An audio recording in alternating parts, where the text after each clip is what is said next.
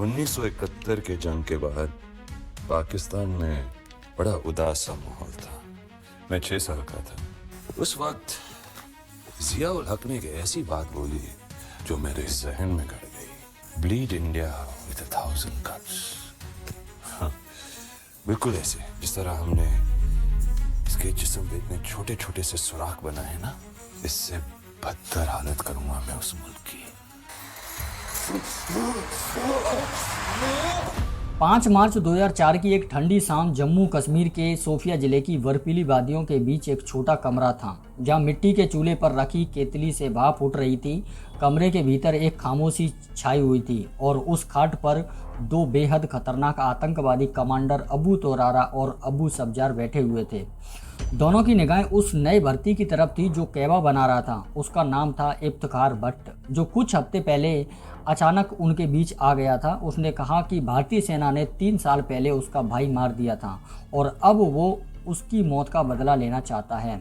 मेरे अंदर मेरे भाई के लिए आग जल रही है और ये आग तभी शांत होगी जब मैं इंडियन आर्मी से बदला नहीं ले लूँगा। और उसने ये भी बताया कि अगले दिन अटैक करने की योजना भी उसने तैयार कर रखी है। लेकिन उस वक्त उसके ठीक सामने बैठे दोनों आतंकी बेचैनी से भर गए थे, क्योंकि ये इफ्तिखार भट्ट जैसा बेपरवाह और शांत लगने वाला शख्स उनके लिए सिर्फ एक साथी नहीं था बल्कि खतरा भी था।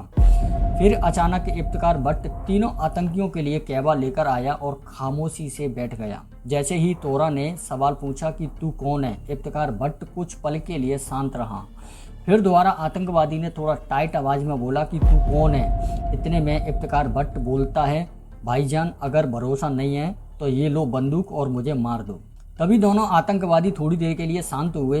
तभी इफ्तिखार भट्ट ने अपनी पगड़ी के नीचे छुपाई 9 mm पिस्टल निकाली और पल भर में दोनों आतंकियों को समाप्त कर दिया। इस कहानी के असली किरदार का नाम था इंडियन आर्मी के ऑफिसर मेजर मोहित शर्मा, एक जवान जो आतंकियों के बीच जाकर एक खतरनाक मिशन का हिस्सा बना था।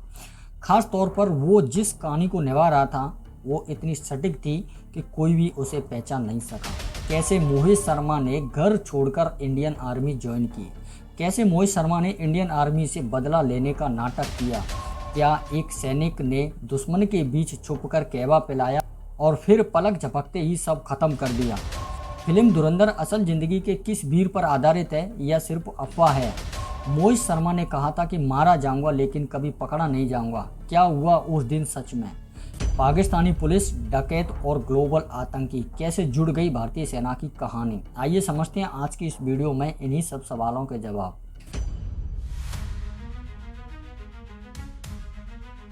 मैं तो साफ कहती हूँ, मुझे तो इतना दुख है कि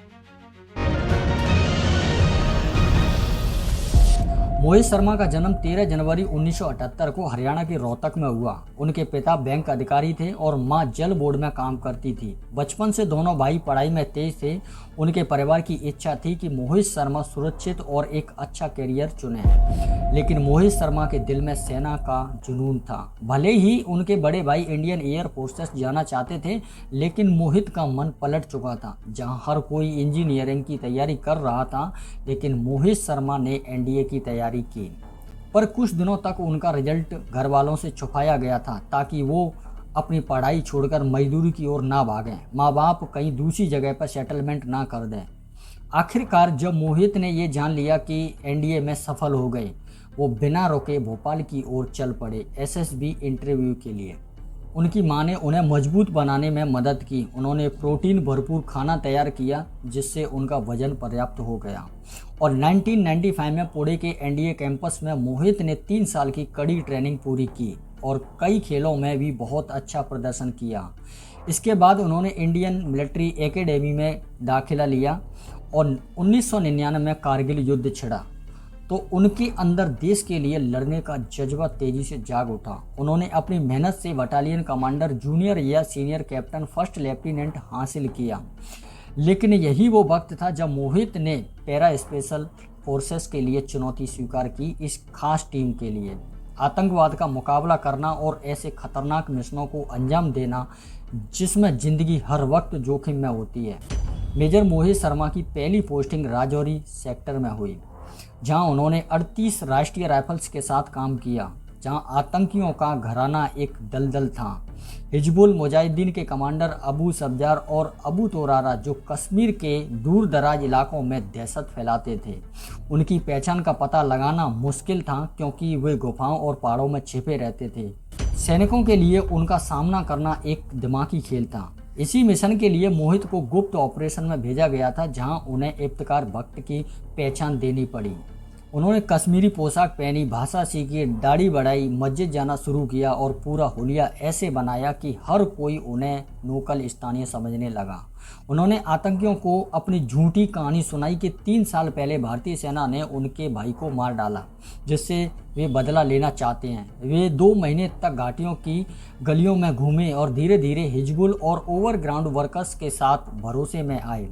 मेजर मोहित शर्मा ने आतंकियों की हर योजनाओं को समझा, कहां से निकलना है, कहां जाना है, कहां बैठते हैं, कहां वेपन है, क्या है आतंकियों का मैप सिस्टम, क्या है आतंकियों का सीक्रेट। मेजर मोहित शर्मा ने ये सब कुछ अच्छे से समझ लिया। मिशन का आखिरी दिन था जब आतंकी उस हमले की योजना बना रहे थे जो भारतीय सैनिकों को बहुत ज़्यादा नुकसान पहुंचाने वाला था, लेकिन मोहित की तैयारी इतनी प्रबल थी कि खतरा सामने आ गया और उन्होंने अपने साथियों की जान बचाने के लिए दोनों कमांडरों को कुछ ही पल में मार डाला और उसी खाट पर बैठकर कहवा पिया जहां कुछ देर पहले गोलियां चली। ये ऑपरेशन मेजर मोहित शर्मा की बहादुरी की मिसाल थी। मेजर मोहित शर्मा को देश ने सेना मेडल और अशोक चक्र से सम्मानित किया। सेना और आतंकियों के बीच की जंग केवल फायरिंग की नहीं होती है दोस्त, यह जज्बा और दिल की भी लड़ाई होती है। इसी बीच फिल्म धुरंधर आई, जिस पर कई विवाद छिड़े। ये तय नहीं हुआ था कि फिल्म किसके ऊपर आधारित है। राष्ट्रीय और अंतर्राष्ट्रीय स्तर पर भी चर्चा छिड़ गई। असलम चौधरी नामक एक पुलिस अधिकारी, जिसने पाकिस्तान में कई कथित एनकाउंटर किए और उनके ऊपर भ्रष्टाचार के आरोप भी लगे, उन्हें टीटीपी नामक आतंकवादी संगठन ने 2014 में एक बम धमाके में मार दिया। वही रहमान डकैत का नाम था, जो गरीबी से निकलकर क्राइम की दुनिया में अपना परिवार स्थापित किया। कराची के कई लोग उन्हें रॉबिन हुड के रूप में देखते हैं, लेकिन वही उनकी मृत्यु पाकिस्तान की सीआईडी ने की थी। जबकि मोहम्मद इलियास कश्मीरी, जो आईएसआई के इर्द गिर्द घूमते हुए अलगाबाद से जुड़े पाकिस्तान और कश्मीर में आतंक फैलाने का जाल बुन रहे थे, उन्हें 2011 में अमेरिकी ड्रोन हमले में मार दिया था। फिर सवाल उठे कि सभी किरदार अलग थे और कैसे ऐसे हो सकता है कि एक फिल्म में इतनी जटिल और अंतर्राष्ट्रीय घटनाएं एक साथ दिखाई जाए। हालांकि मेजर मोहित शर्मा का नाम फिल्म की अफवाहों से जुड़ा रहा, लेकिन डायरेक्टर ने साफ किया कि यह फिल्म उनके जीवन पर आधारित नहीं है। ये अफवाहें और सिनेमाई कल्पना का मेल है। लेकिन ये भी सच है कि मोहित शर्मा जैसे वीर सैनिकों के बलिदान को सिर्फ एक स्क्रीन पर मनोरंजन समझना ही काफ़ी नहीं है। उनके परिवार की भावनाएं, उनकी ज़िंदगी की गहराइयों को समझना बहुत ज़रूरी है।